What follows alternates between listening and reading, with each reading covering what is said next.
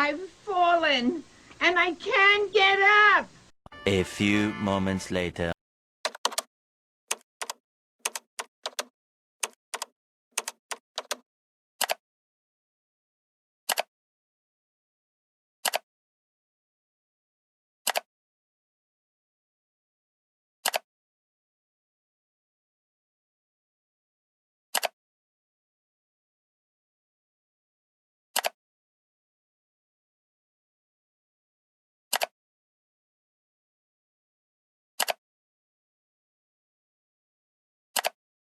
Picsart.